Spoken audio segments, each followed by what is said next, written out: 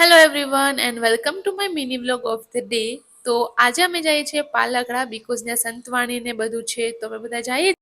આ જે ક્લિપ છે એ ઘરેથી નીકળતા પહેલાની છે. ત્યારે મમ્મી છે ને દીદીને હેર ઓરાવી દીધી હતી. તો દીદી કે ઊભો ઊભો ઊભી રે ઊભી રે ઊભી રે હું કરું હું ઈ કે.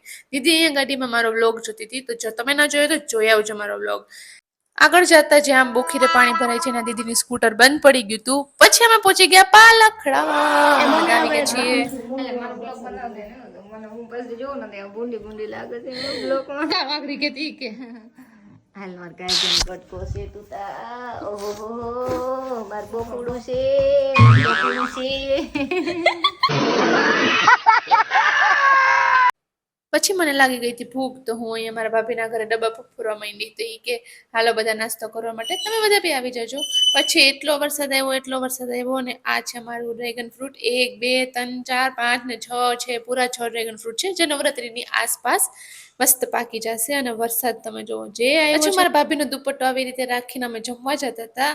અને અહીંયા શૈલેષભાઈ એમ કહેતો હતો કે હાય ગાઈઝ અમારા ગામમાં વરસાદ આવે છે. क्या बढ़िया था गुरु.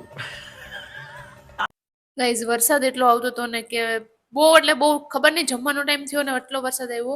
પછી અમે બધા જમવા માટે આવી ગયા. અને તમે જોઈ શકો છો કેટલા બધા નજીક નજીક બેઠા છે બીકોઝ વરસાદ બારોબાર એટલો આવતો હતો. પછી આ પ્લેટ રેડી કરી લીધી અમે જમવા માટેની. અને જમીને બહાર વરસાદ આવતો જ તો અમે બધા અંદર બેસી ગયા.